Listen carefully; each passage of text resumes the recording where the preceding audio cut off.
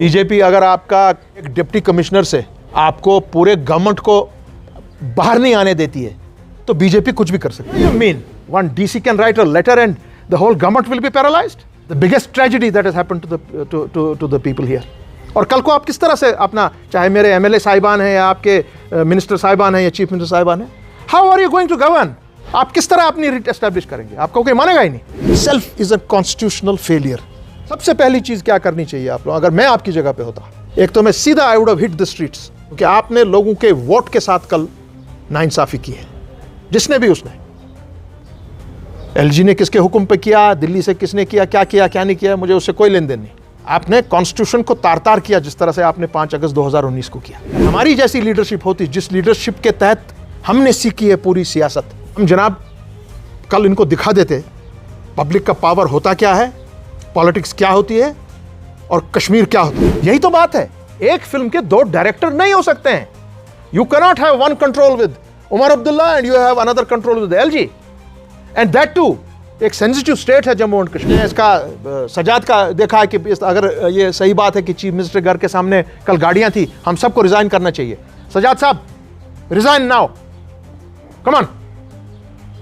If I was in your place I would have done it yesterday. Don't wait for Omar Abdullah and all. सिर्फ बातें करते हो सब। इसी और पीडीपी के चक्कर में जिनने ऐसे ये चक्रात क्या किए, ये हालत आज हो गई है। ये हाल है आज। पीडीपी क्या बोल रही है अपनी? भाई दम है आप में, अगर आपके 2-3 एमएलए हैं आप रिजाइन करिए। और आप स्टेटहुड नहीं ले सकते हैं अभी, इतने एमएलए लेके बैठे हुए हैं आप, मालूम नहीं क्या कर रहे हो आप। सो 370 इज नॉट डेड। हम लोग, आप लोग मरेंगे, 370 नहीं मरेगा, याद रखिएगा बात। का स्टेटहुड वापस कीजिए, और जो आपने 5 अगस्त की बहुत बड़ी एक नाकारा एक गेम खेली, उस चीज को आप दुरुस्त कीजिए। लेकिन अभी वो केस मरा नहीं है 370 वाला। Let me tell you through your channel, काश हम लोगों ने वो पीएचडी ना तोड़ी होती, काश ऐसा ना हुआ था। मैंने हतल मकदूर कोशिश की थी लास्ट तक। 5 अगस्त 2019 को जम्मू कश्मीर से आर्टिकल 370 को हटाया गया। उसके 6 महीने के बाद जनवरी 2020 में 13 जुलाई और 5 अगस्त की छुट्टी को कैंसिल कर दिया गया। उसके बाद जब परसों कल 13 जुलाई था और जम्मू कश्मीर की पूरी सरकार और उमर अब्दुल्ला चीफ मिनिस्टर, उनकी कैबिनेट को हाउस अरेस्ट रखा गया, ऐसे उनने क्लेम किया ट्विटर पे। लेकिन मेरे साथ एएनसी के मुजफ्फर शाह बातचीत करने के लिए हैं कि क्यों आखिरकार जम्मू कश्मीर में इस तरह के चीज़ें हो रही हैं जहाँ पे चीफ मिनिस्टर को हाउस अरेस्ट रखा जाता है। आपका बहुत बहुत स्वागत है। बहुत बहुत शुक्रिया मलिक साहब। जिस तरह से 13 जुलाई को यौम शहादा बनाया जाता है कश्मीर में, और 2020 जो जनवरी में है, इन छुट्टियों को कैंसिल कर दिया गया और सीएम कहते हैं कि पूरे कैबिनेट को हाउस अरेस्ट रखा गया। पहले तो ये बहुत ही अफसोस का मुकाम है कि एक डिप्टी कमिश्नर वो किसी के भी ऑर्डर के तहत काम करे, मगर डिप्टी कमिश्नर है गवर्नमेंट का। एक डिप्टी कमिश्नर ने पूरी सरकार को मज़ारी शोधा पे जाने से रोक लिया। इससे बड़ा अलमिया जम्मू कश्मीर की रियासत के साथ, जम्मू कश्मीर की सियासत के साथ नहीं हो सकता है। और ये सोचने वाली बात है तमाम उन लोगों को जो इस वक्त अरबाब इक़्तिदार में हैं या हमारे एमएलएज़ हैं, जिनको भी हिरासत में रखा गया था, और वो अनडिक्लेयर्ड होता है। जिस तरह हमको 5 अगस्त 8 महीने बगैर किसी रिटन ऑर्डर के बंद किया गया था, उसी तरह कल सेम कोई रिटन ऑर्डर नहीं है, गाड़ियां सामने खड़ी हो गई, आपके घरों के सामने में आपके ऑफिसेस को बंद कर दिया गया। हत्ता कि यहाँ पे मेरे ऑफिस में कल मेरा एक छोटा सा जो हमारा ऑफिस बॉय है, उसको उठा के ले गए और पूरे दिन उसको बंद करके रखा, और वो अपने ऑफिस की सफाई करने आया था, क्योंकि मैं दिल्ली से कल आया 2 बजे, मेरी फ़्लाइट पहली मिस हुई। ये हाल है। तो आप मुझे बताइए, मैं इन सब से, जितने भी हमारे, इसमें सियासत खेलने की कोई बात नहीं है कि एक वन अपमैनशिप करना है। मैं नेशनल कॉन्फ्रेंस से भी मुखातिब हूँ आपकी चैनल के माध्यम से, मैं पीडीपी से, आपके जो ये हैं अपनी पार्टी वाले, आपके सजाद लोन के जो लोग हैं उनके साथ, अपने वाले लोगों के साथ भी, सबसे, एआईपी के साथ, जितने भी कश्मीर बेस्ड यहाँ पे हैं, यहाँ कांग्रेस के साथ खसूसन, क्योंकि कांग्रेस ने अपना रोल वाजिया नहीं किया है। तो क्या आप आज देख रहे हैं, ये उमर अब्दुल्ला इस वक्त चीफ मिनिस्टर है, नेशनल कॉन्फ्रेंस के पास 50 के आसपास का आंकड़ा है कांग्रेस को लेके साथ। हम किसी के ऊपर उंगली नहीं उठाएंगे, हम किसी को ब्राउबीट करने की कोशिश नहीं करेंगे। मैं सिर्फ सबसे ये सवाल कर रहा हूँ, आप सब इलेक्टेड रिप्रेजेंटेटिव्स हैं लोगों के, आप सबको एक डिप्टी कमिश्नर किसी के ऑर्डर के तहत, जो भी आज का सिस्टम है, ये आपका यूनियन टेरिटरी वगैरह है, जो कुछ है, आपको एक डीसी साहब एक पर्चा लिख के ruling class as well as the elected representatives of the government, so अगर मैं गलत ना कहूं, this itself is a constitutional failure. सबसे पहली चीज क्या करनी चाहिए आप लोग, अगर मैं आपकी जगह पे होता, एक तो मैं सीधा आई would have hit the streets, क्योंकि आपने लोगों के वोट के साथ कल नाइंसाफी की है, जिसने भी उसने, एलजी ने किसके हुक्म पे किया, दिल्ली से किसने किया क्या नहीं किया, मुझे उससे कोई लेन देन नहीं। आपने कॉन्स्टिट्यूशन को तार तार किया, जिस तरह से आपने 5 अगस्त 2019 को किया, आपने दोबारा आज वो किया। आपने वोट की कोई कीमत नहीं कि एक वोट को आपने जूते की ठोकर से एक डिप्टी कमिश्नर के ऑर्डर से उसको फेंक दिया इस तरह का। We don't care. अगर हमारी जैसी लीडरशिप होती, जिस लीडरशिप के तहत हमने सीखी है पूरी सियासत, हम जनाब कल इनको दिखा देते पब्लिक का पावर होता क्या है, पॉलिटिक्स क्या होती है और कश्मीर क्या होता है। मगर बदकिस्मती से कोई भी, मैं इनसे इतना ही कहूंगा, आप आज से ही अपना जितना भी आपका सिक्योरिटी अपैरेटस है जो आपके हाथ में नहीं है, आप उसको वापस कर दीजिए as a mark of protest that we don't want your security, take it away. ये हमारे कंट्रोल में नहीं है। मैं अगर होता उमर अब्दुल्ला की जगह, आई would have done it yesterday. What do you mean one DC can write a letter and the whole government will be paralyzed? That's the biggest tragedy that has happened to the people here. और कल को आप किस तरह से अपना, चाहे मेरे MLA साहिबान हैं या आपके मिनिस्टर साहिबान हैं या चीफ मिनिस्टर साहिबान हैं, how are you going to govern? आप किस तरह अपनी रीट एस्टैब्लिश करेंगे? आपको कोई मानेगा ही नहीं। To hell with this kind of a system. Throw it away if you have the guts. लेकिन जिस तरह से बेगम खालिदा जी ने कहा कि जो जलियांवाला बाग अगर नहीं भूल सकते आप, तो हम किस तरह 13 जुलाई को बोल सकते हैं। उसके बाद उसके बाद हमारे चीफ मिनिस्टर ने भी ये बात की। खालिदा जी ने अपनी एक्सपीरियंस के बेस पे ये सब कहा। वो सबसे पुरानी सियासतदान है, इन सब ने उनसे सीखा है। नेशनल कॉन्फ्रेंस को उन्होंने अपने कंधों पर उठाया है 22 साल, जब पूरे जेलों में थी पूरी क़यादत हमारी।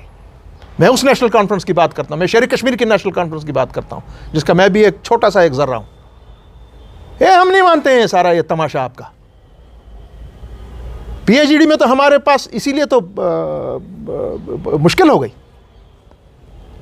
मैंने कहा था yes, let's take a proper step, let's take an aggressive step, forget about this vote bank politics. पहले हमारे जो बेसिक इश्यूज हैं उस पर हम सब बिल्कुल चट्टान की तरह खड़े हो जाएं।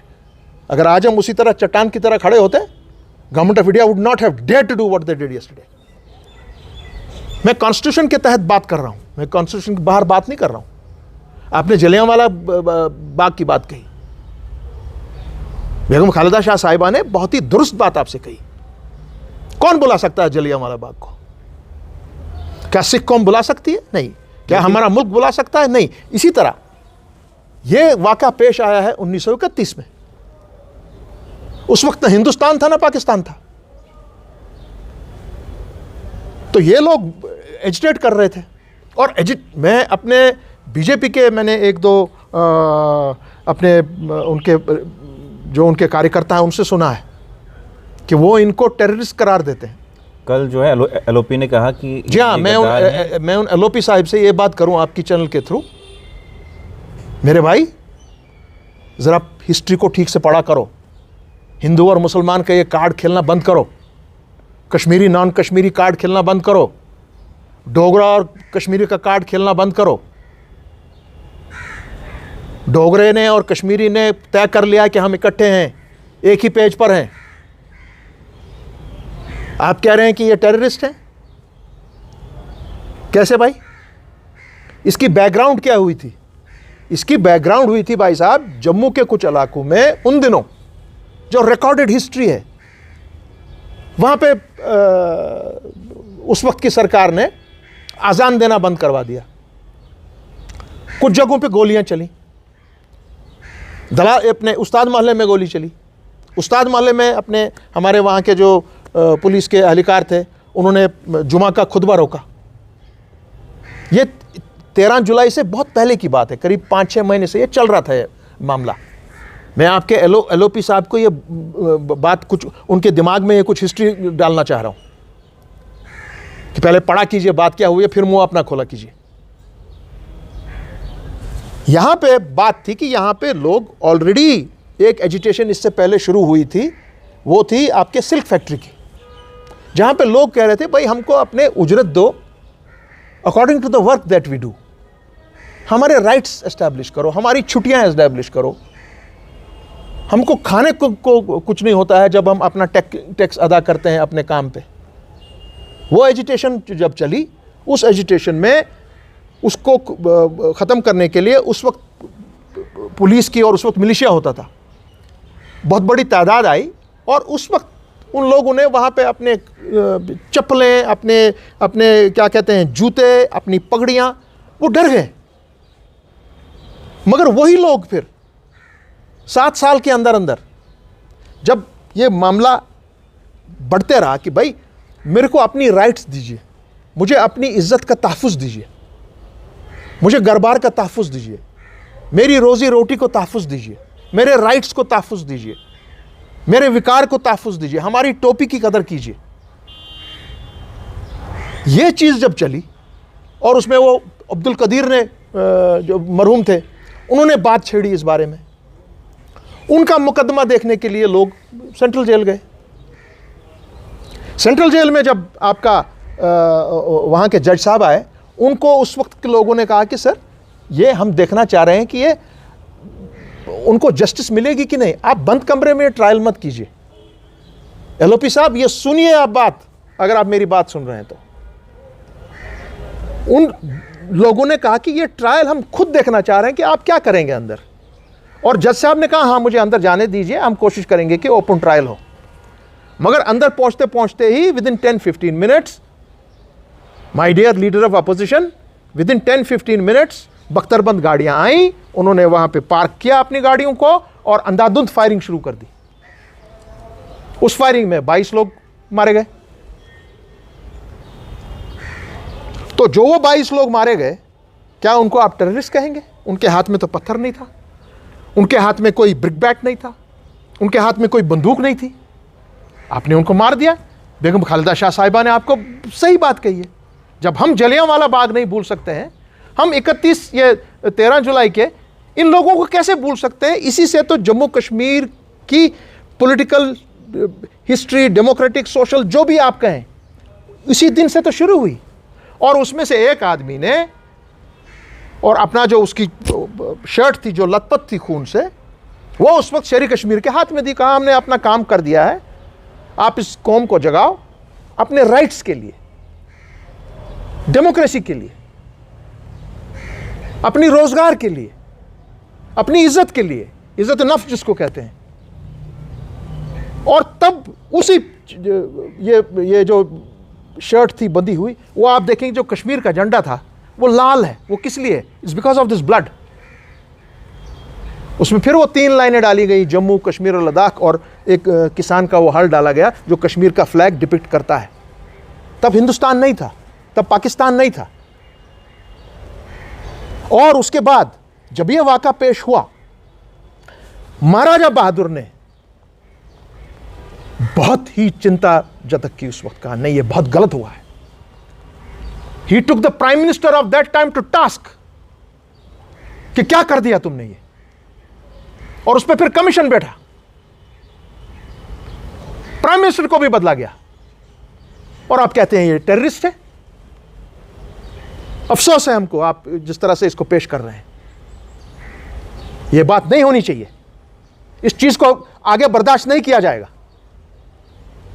लेकिन जिस तरह आपने कहा कि हमने पीएचडी बनाया था, लेकिन पीएचडी इलेक्शन आते आते ख़त्म हो गया। अगर आपने कहा कि प्लेटफॉर्म होता तो हम इसके लिए भाई सी बात है, आप उसमें आपने 10 बार हमारे इंटरव्यू किए, 10 बार हमारी आपने कार्रवाइयाँ देखी। कश्मीर में आप थे हमारे साथ, जम्मू में थे हमारे साथ, जब हमने पीएचडी का दायरा फैला के ऑल पार्टी वो कॉन्फ्रेंस बनाई, कमर तोड़ दी हमने अपनी, मैंने खुसूसन। फिर क्या निकला? एक दफ़ा सजाद साहब निकल गए डीडीए इलेक्शन में, फिर आपका नेशनल कॉन्फ्रेंस कांग्रेस के इसके अपने पीडीपी के जो स्पोक्स पर्सनस हैं उनको न कंट्रोल कर पाई महबूबा मुफ्ती जी, न उनको कंट्रोल कर पाया फारूक अब्दुल्ला साहब। शोर शराबा आपस में करके इतना शोर शराबा किया और फिर वो क्या कहते हैं वोट बैंक पॉलिटिक्स पर उनने उसको नज़द कर दिया। और आज देखिए उसी का नतीजा, हम सब अलग अलग अपनी बोलियां बोल रहे हैं। कितना अच्छा होता अगर तमाम हम सियासी जमातें कहती कि हम इकट्ठे जा रहे हैं मज़ार शोदा पर, क्योंकि ये हम सब के शोदा हैं, चाहे वो कश्मीरी मुसलमान है, चाहे वो डोगरा है, चाहे वो सिख है, चाहे वो कश्मीरी पंडित है, चाहे वो कोई भी है। मगर अफसोस है आप लोगों की इस लीडरशिप की वजह से, आप लोगों के इस पार्टी पॉलिटिक्स की वजह से, आप लोगों की इस पावर पॉलिटिक्स की वजह से आपने अपने ही पैरों पे कुल्हाड़ियां मारी हैं। और आज ये हाल है कि एक डीसी आपको बाहर नहीं जाने देता है। आपकी ये इज्जत है आपके वोट की और आपके एमएलए होने की। अब ये बताइए कि जिस तरह से आज सरकार चल रही है, कभी उमर साहब कहते हैं कि मुझे काम नहीं करने दिया जा रहा है, और कभी ये कहते हैं कि एलजी के पास सिर्फ पुलिस है, मेरे पास सब कुछ है, मैं पावरफुल हूँ। तो ये क्यों दो बयान कोई नहीं साहब दिए जाते हैं? ये आप बेहतर है आप उमर से पूछिए, मेरे ज़बान से बातें आना अच्छा नहीं है। मेरा छोटा भाई है, वो कितना भी अपने आप को हमसे दूर रखें, मगर हकीकत ये है कि नेशनल कॉन्फ्रेंस की जो बेस है उसके हम भी वैसे ही दावेदार हैं जिसके जैसे उतने हैं, और हम उनसे कहीं ज़्यादा दावेदार हैं उसके, क्योंकि हमने खुद देखा है सारा। हमारे लोगों ने इज़्ज़तें सही हैं, तकलीफ़ें सही हैं, इंट्रोगेशन सही हैं, जेलें सही हैं, मैंने सब कुछ वो देखा है। मैं उस चीज़ में उनके साथ पढ़ना नहीं चाहता हूँ, मगर ये बात सही है कि इसमें मुझे अपने मरहूम वालिद की बात याद आती है हमेशा। जब उनसे कहा गया, जब वो पावर में थे, उनसे यही कांग्रेस के लोगों ने कहा कि हमारे 2 मेंबर आप कैबिनेट में लीजिए, नहीं तो उनकी सरकार कोई गिराता नहीं। मैं तो खुद कब का चीफ मिनिस्टर बन गया होता, मगर नहीं, मेरे वालिद ने कहा नो, एक फिल्म के 2 डायरेक्टर नहीं हो सकते हैं। जो ही मैं आपको कोलिशन गवर्नमेंट में पार्टनर बनाऊंगा, हमारी सरकार के 2 हिस्से हो जाएंगे, एक तरफ आप खींचेंगे, दूसरी तरफ आप खींचेंगे। वही चीज आज हो रही, और उनने नहीं माना और उनने किक मारी उस सरकार को। ही लेफ्ट द गवर्नमेंट। और आज क्या ये बोल रहे हैं? यही तो बात है, एक फिल्म के 2 डायरेक्टर नहीं हो सकते हैं। You cannot have one control with Omar Abdullah and you have another control with LG, and that too एक सेंसिटिव स्टेट है जम्मू एंड कश्मीर।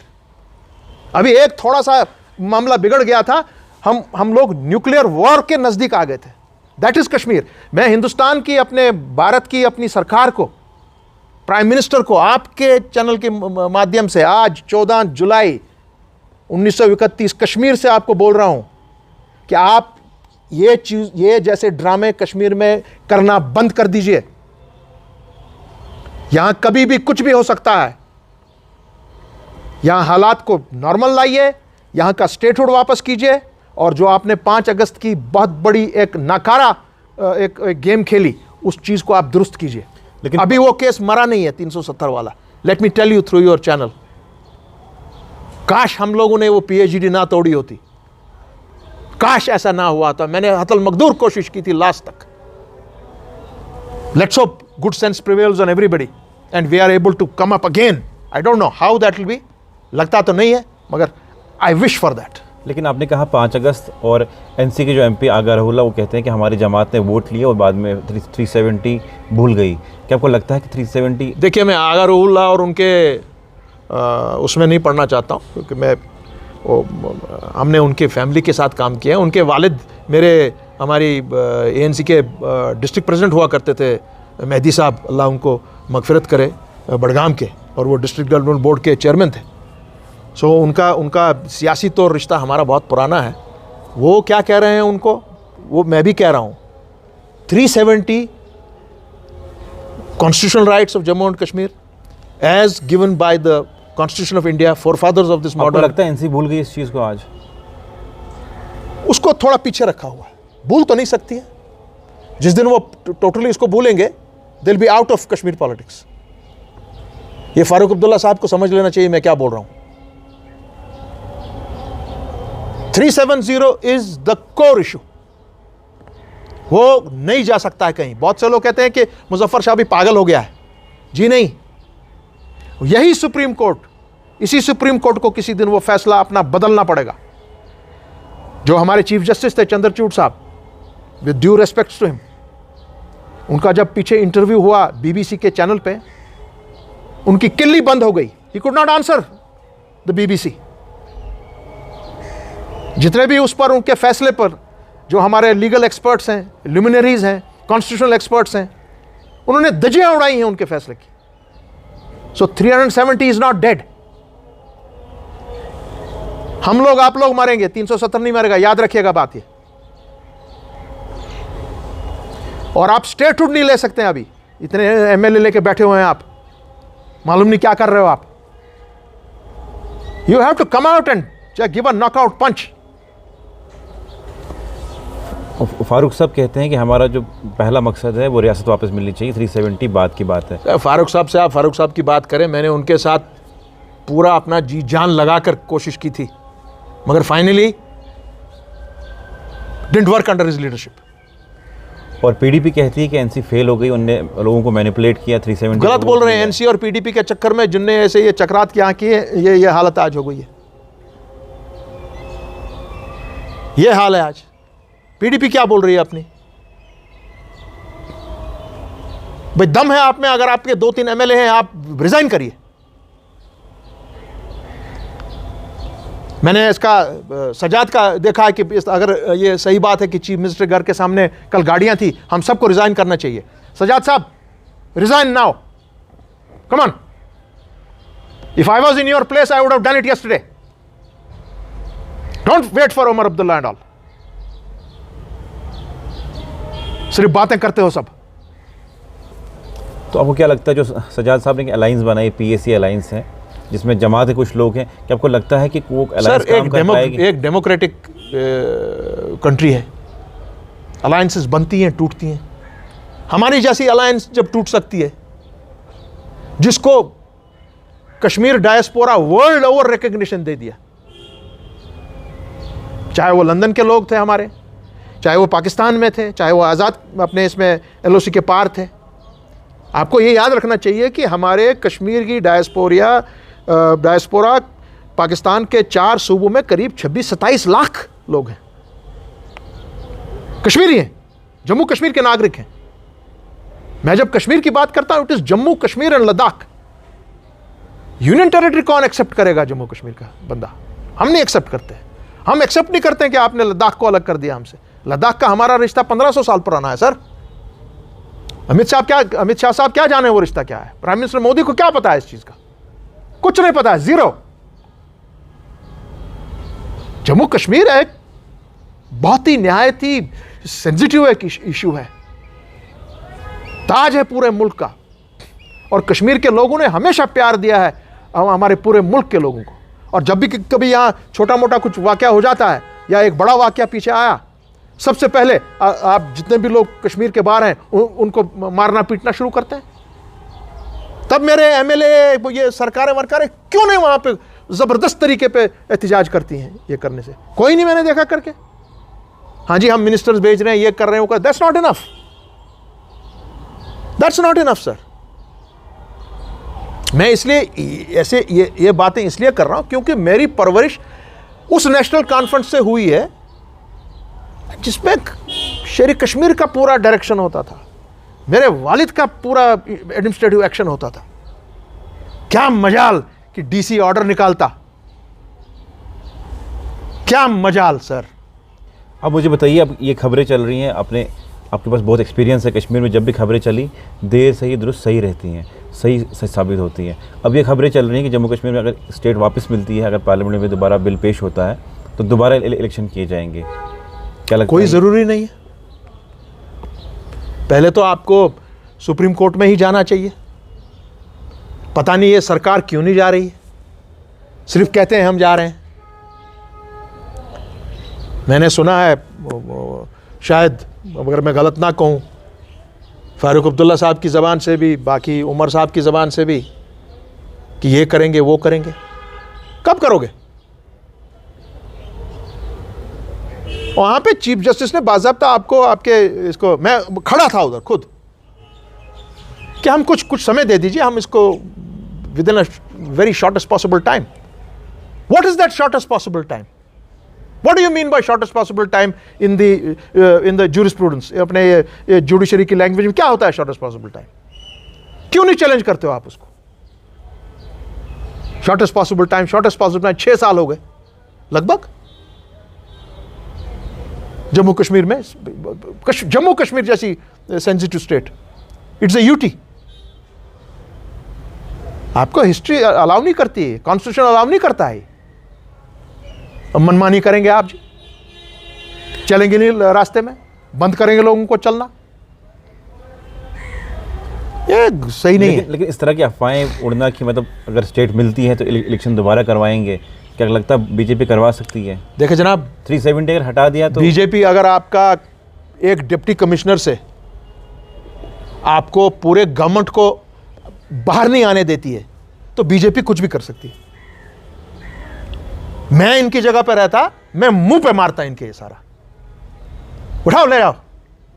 अगर आपके पास यकीन है कि मेरे पास पब्लिक का पावर है, जिस तरह शेर कश्मीर बात करता था, मेरे वालिद बात करते थे, क्या पिद्दी और क्या पिद्दी का शोरबा, यह है बात।